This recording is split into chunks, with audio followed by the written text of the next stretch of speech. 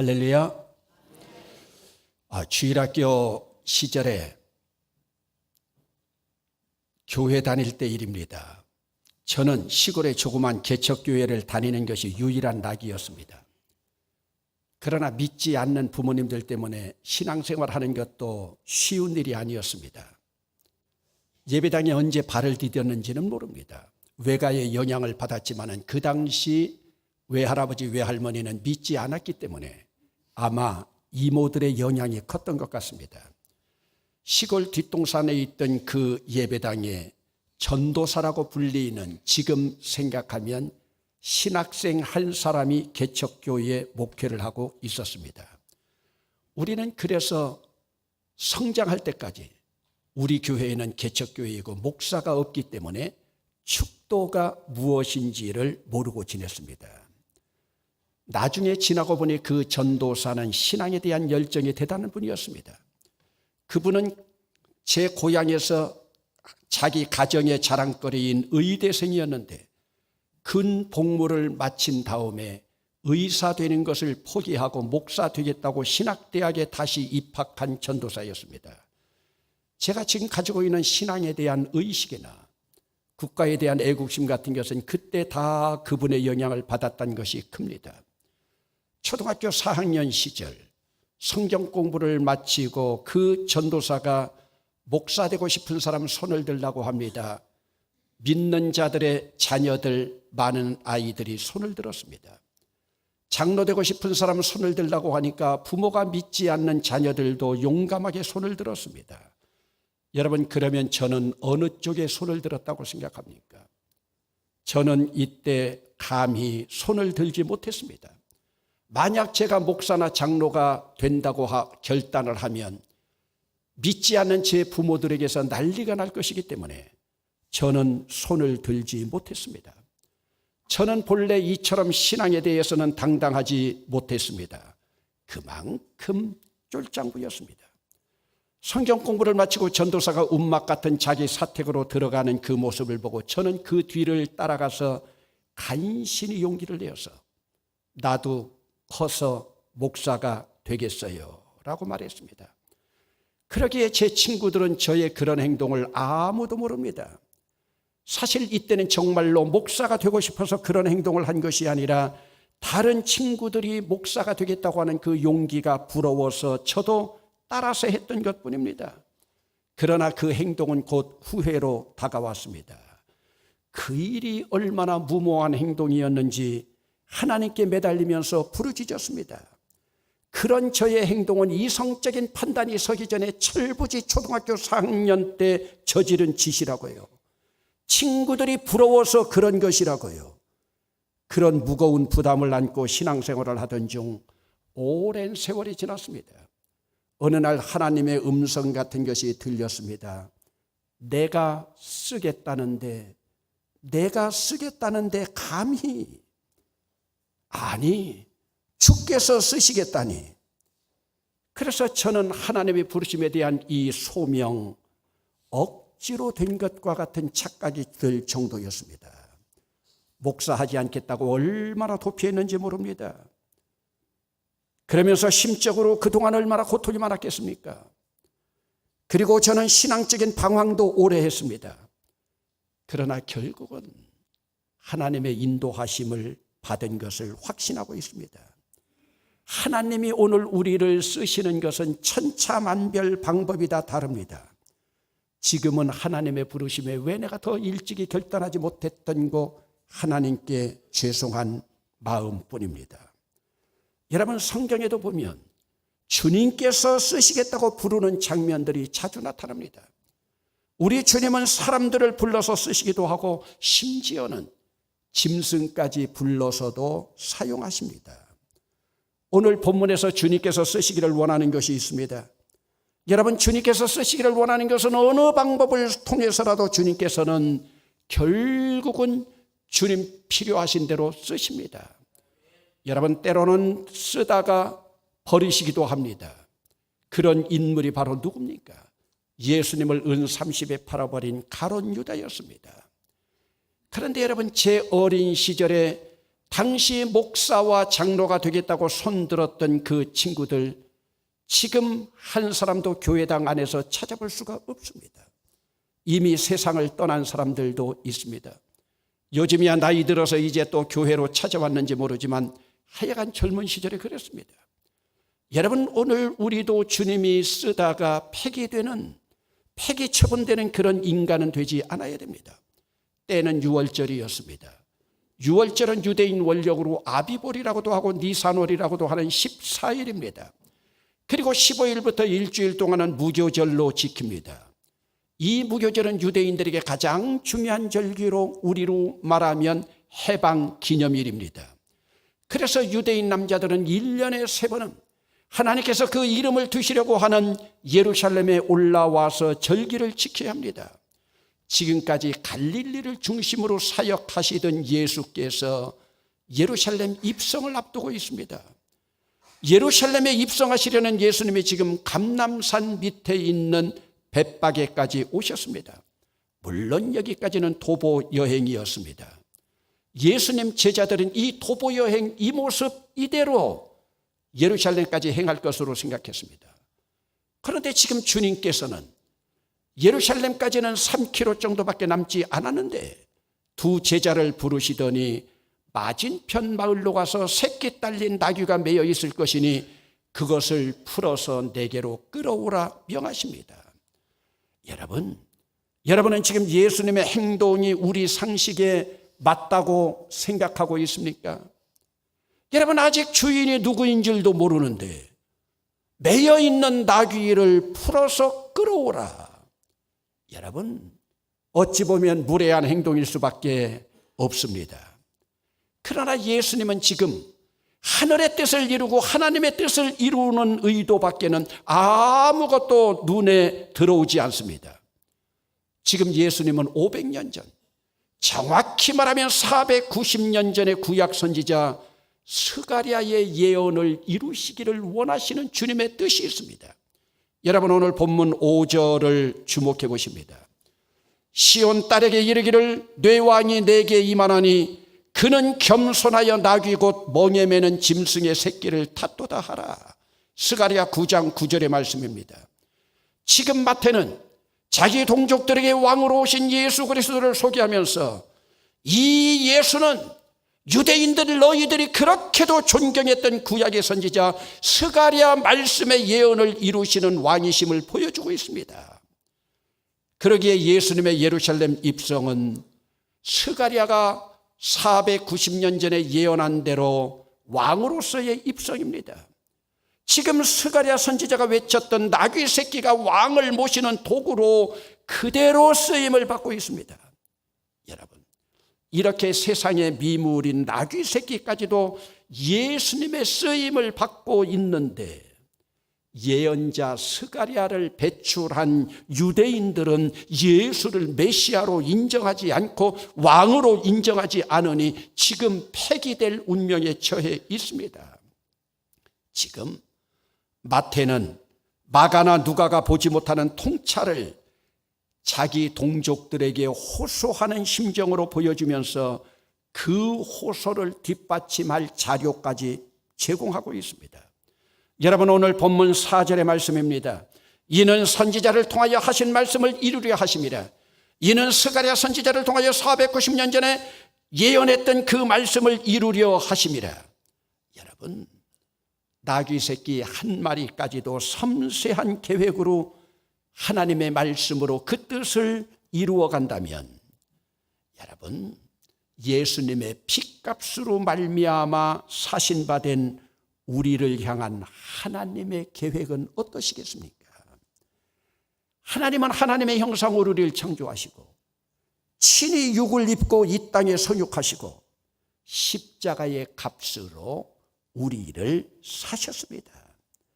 그래서 예수 믿는 우리는 예수짜리 값이 매겨진 하나님 앞에서 귀중한 존재들입니다. 여러분, 세상에서 10억 원짜리 값이 매겨진 물건이 귀해 보입니까? 우리는 예수님과 맞바꾼 예수님짜리 인생들입니다. 이 세상에서 우리를 누구보다도 높은 값에 우리를 매겨놓은 사람이 바로 예수님입니다. 이 예수님짜리 인생이 아니면 천국에 이를 수도 없고 천국의 삶을 살아갈 수도 없습니다. 여러분, 10억 원짜리 집이 있을 때에 그 집이 내 집이 되려면 10억 원의 돈을 치러야 됩니다. 여러분, 이와 마찬가지로 우리 믿는 한 사람 한 사람은 예수님의 핏값으로 예수님과 맞바꾸어진 사람들입니다. 세상에서는 예수짜리 인생을 손가락질하고 콧방귀 낄지 모르지만은 인간의 궁극적인 실존인 하나님 앞에 결산할 죽음의 자리까지 이르면 믿지 않는 자들은 예수짜리 인생을 얼마나 부러워하고 예수짜리 되지 못한 것을 얼마나 후회할지 모릅니다. 그러나 그때는 이미 때는 늦습니다. 여러분, 그러면 이렇게 값진 대가를 치르고 구원받은 우리들이 이 세상에서 어떻게 살아야 되겠습니까? 하나님께서는 오늘 우리가 아무렇게나 살다가 가는 것을 원하시겠습니까?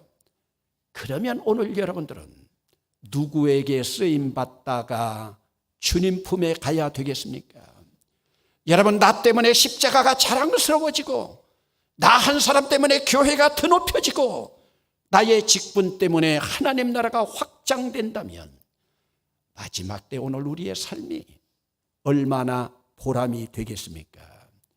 이것보다 주님을 더 기쁘시게 할 일이 있겠습니까? 여러분, 오늘 성경 본문의 병행 구절인 마가복음에 따르면 벳박의 맞은편 마을이 바로 예수님이 사역하셨던 베다니인 것이 확실합니다. 베다니에는 이미 예수님을 사랑하는 마리아와 마르다가 살던 집이 있었고 그들의 죽었던 오라비 나사로까지 살리셨던 것이고 예수님 고난의 여정에서 이름 없는 한 여인이 옥합을 깨뜨려 예수님께 헌신하신 곳이기도 합니다.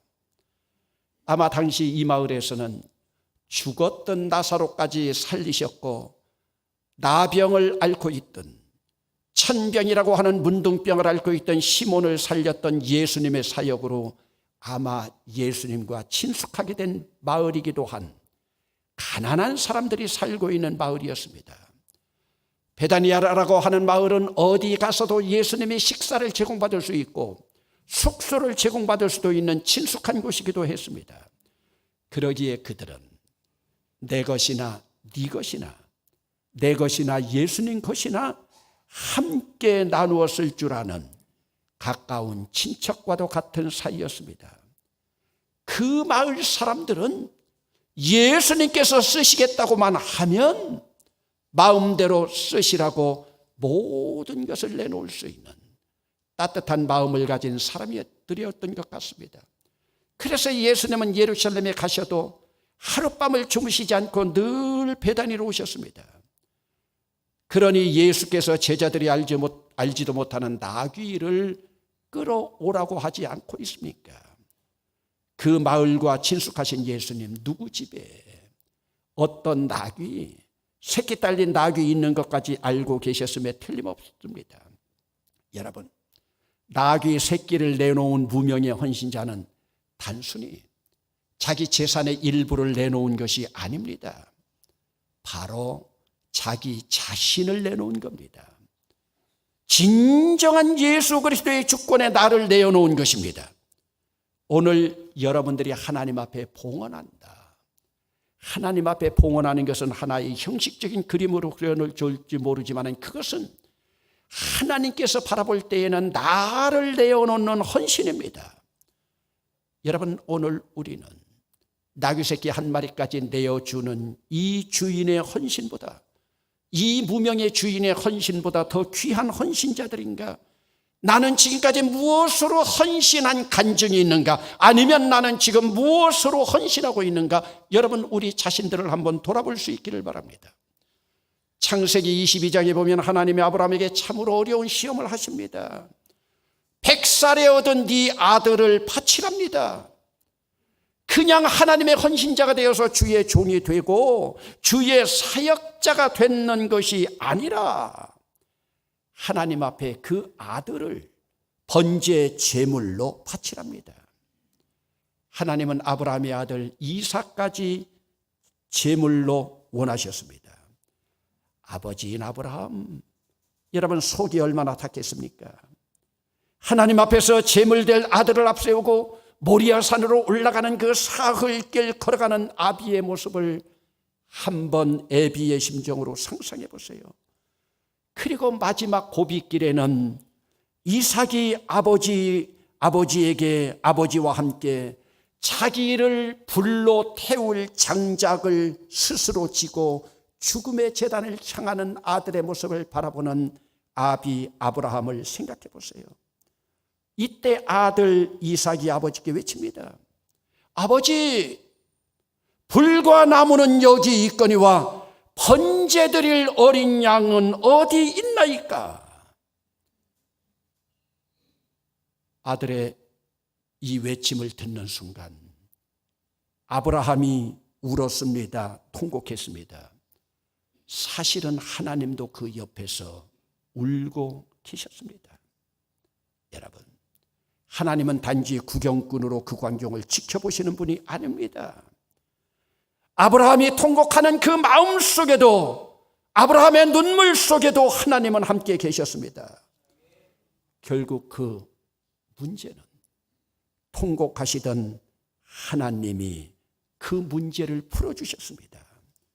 그 헌신으로 아브라함은 하나님의 시험에 합격했고, 이삭, 아브라함의 아들은 가는 곳마다 100배의 결실과 복을 받았습니다. 여러분, 오늘 우리 인생길에서 이러한 시험에 합격하는 사람은 극소수입니다. 지금도 주님께서 우리를 부르십니다. 가슴마다 예수 사랑으로 가슴이 끓어오르는 사람, 예수와 맺은 사랑의 관계가 너무나 벅차서 자신을 드리기를 원하는 사람을 향해서 하나님께서 풀어서 내게로 끌어오라. 여러분, 오늘 내가 풀어서 주님 앞에 드릴 것이 무엇이 있습니까? 여러분, 요즘 임직자들이 임직 준비를 위해서 훈련을 받고 있습니다. 모두가 참 새벽에 열심입니다. 새벽마다 멀리 경산에서, 칠곡에서, 대곡에서, 여러분, 그래도 승용차 정도를 운전하는 분들은 괜찮은데요, 운전을 못하는 권사로 피택된 자들 새벽에 대중교통이 없어서 40여일 동안 택시를 타고 옵니다. 택시비도 만만치 않을 겁니다. 그러나 훈련도 언제나 때가 있습니다. 훈련받을 그 기회에 놓치면 영원히 그 훈련 다시 받지 못합니다. 택시비 아깝다고 주저앉기 시작하면 우리의 신앙도 마찬가지입니다. 그러기에 끝까지 임직훈련을 잘 받아야 됩니다. 이번 임직훈련을 통해서 우리 주님이 주시는 말씀이 무엇이겠습니까? 주님이 원하시는 말씀이 무엇이겠습니까? 내가 여기 있나이다, 나를 주의 것으로 쓰소서의 고백이 있어야 합니다. 여러분, 주께서 쓰시겠다는데, 주님이 쓰시겠다고 하는데, 오늘 여러분 가지고 있는 것 가운데 여러분의 것 있습니까? 하나도 여러분의 것 아닙니다. 이 세상 떠날 때 다 놓고 갑니다. 주께서 쓰시겠다고 하는데 무엇인들 사양하겠습니까? 이것이 믿음이고, 이것이 헌신이고, 이것이 진정한 봉헌입니다. 며칠 전 한 여자 교인이 저를 찾아왔습니다. 지난 부흥회 때 많은 은혜를 받았답니다. 많은 은혜를 받고 기도하는 중 마음에 큰 부담이 하나 생겼답니다. 여러분, 사실 믿는 우리들에게 부담이 생기면 그것은 하나님께서 나에게 주시는 거룩한 부담이고, 그리고 그것은 바로 내가 감당해야 될, 내가 짊어져야 될 내 사명입니다. 여러분, 무슨 거룩한 부담이었을까요? 우리가 병원을 건립하는 르완다, 공사가 늦어지는 바람에 공사비 3억이 더 들어가게 되었는데, 그 액수를 위해서 고통받는 현지 선교사들과 선교지를 위해서 기도할 때마다 마음의 부담이 다가오더랍니다. 그러면서 기도하는 중에 공사비 3억 가운데 그 11조는 나의 것이라고 하는 마음이 들어 3천만 원 선교비를 무명으로 가져왔습니다. 얼마나 감사한 일입니까? 여러분, 하나님은 쓰시고자만 하면 무명의 누구를 감동시켜서라도 하시는 분입니다. 여러분, 그 교인의 그 헌금은 노후 자금입니다. 여러분, 매여있던 노후 자금까지 풀어서 주님을 향한 봉헌, 아무나 할 수 있는 일이 아닙니다. 그런 헌신은 바로 나를 드리는 헌신입니다. 그것도 내 공로 하나도 드러내지 않습니다. 저는 그 자리에서 무릎 꿇고 하나님 앞에 기도했습니다. 하나님, 저 예수님의 피 묻은 가슴을 가진 교인 한 사람을 통해서 이 종의 기도를 들어주시니 감사합니다. 제 목회 현장에 저렇게 예수님을 사랑하는 헌신하는 교인이 있음을 감사합니다라고요. 여러분, 오늘 여러분들에게 매여 있는 것이 무엇입니까? 그거 풀 수 없습니까? 매여 있는 것은 주께서 쓰실 수가 없습니다. 여러분, 사업에 매여 있습니까? 여러분, 물질에 매여 있습니까? 자녀들에게 매여 있습니까? 건강에 매여 있습니까? 어떤 것에 매여 있으면 그것은 바로 우리의 우상입니다. 우상을 만드는 것은 우리 주님이 제일 싫어하십니다. 주님께서 쓰실 수가 없습니다. 주님의 음성입니다. 풀어서 내게로 끌어오라. 창립 70주년을 보내면서 임직받는 자들의 임직식을 앞두고 있으면서 10월 헌신의 달을 출발하면서 주님의 감동에 끌려 쓰임받는, 오늘 우리 이 가슴마다 예수 그리스도의 십자가의 피가 적셔진 헌신으로 복받는 자들이 되시길 주의 이름으로 축원합니다.